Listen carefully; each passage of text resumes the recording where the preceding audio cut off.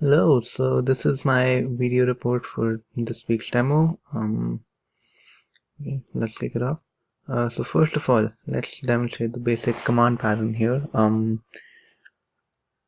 Alright, so 1, 2, 1, 2, 3, 4, 5.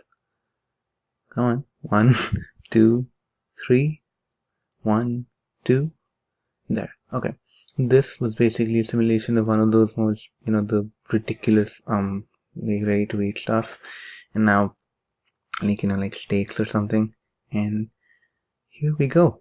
This is the second part. So you've got aliens animating here, so you can see that the squid is animating the fastest at 0.5, the crab at 0.75, and the octopus at 1 second.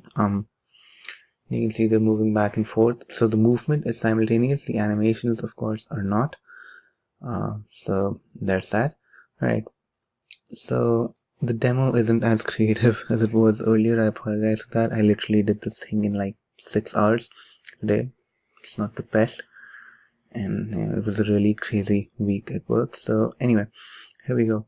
So this is the basic command pattern. You see, you have your timer manager, and you have time events, which is D-Link, of course. Time event points to a command, and this right here is our dummy class. It's a very simple, stupid class that just takes in a message, and on executing, it just displays that message. So that's it. So if I look at the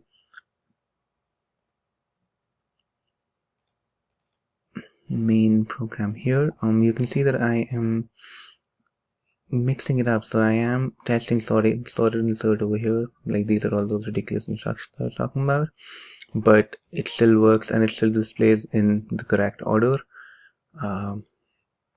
So that's it. And the command pattern is just, this is the command class, so it's pretty straightforward there. There was I think a little bit of problem that I had in the timer manager, where I was trying to implement the sorted insert, and the way that I do it is that I basically add a new blank node at the front of the active list anyway, and after that I sort of figure out where it needs to go based on the trigger time. The time event is pretty much pretty straightforward.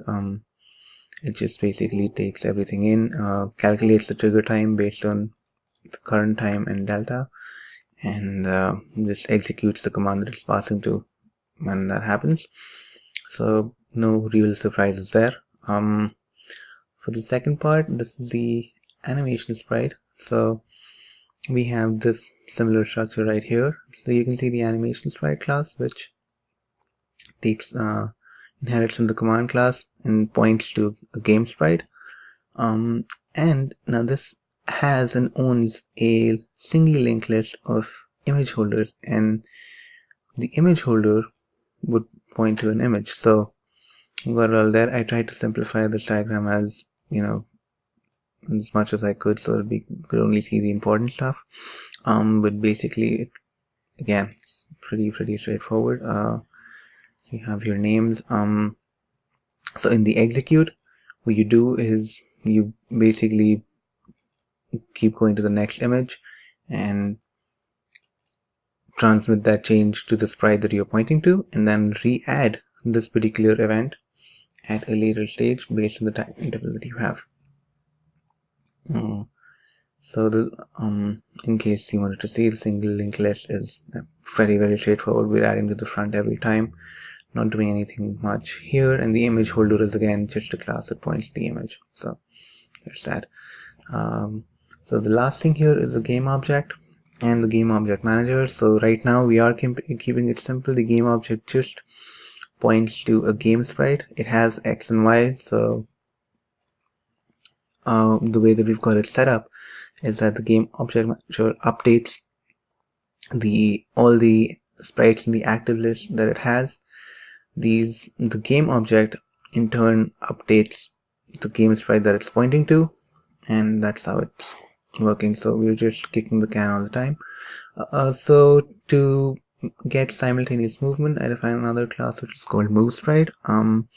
And this basically this points to a game object instead of a sprite, and it just adds a move amount, and once it hits the edges, it goes back. So in the game, what we have here is we have our game objects over here, we have our movement sprites here, animation sprites here, and then we're creating all our managers. So right here, now the image manager also holds the animation images, and then what we do is that just to make sure that the game object is the one that's controlling the X and Y, I attach it at different positions than above. But basically you're using the animation sprite to attach different images, so this makes it go to the single linked list. You're using the movement sprite to attach, and then you're attaching all those commands to the timer manager. So when we call update, you just have one single call to the timer manager and then one single call to the game object manager. Now, right now, since we're dealing only with one object of each kind, I have removed all the sprite batch and SP node code. I think moving forward, once the proxies and all get involved, we'll probably bring those back and figure out how to go it. So the best part is that it's just milestones, so all those things are now going to start making sense. If some of my features, particularly the game object manager, if they appear incomplete, I apologize. Like I said, I had just 6 hours to work on this. It was not the most sensible thing I've done, and I'm sure it'll change moving forward, but luckily I still have at least something to demo. So that's it. Thank you so much for watching, and until next time, bye bye.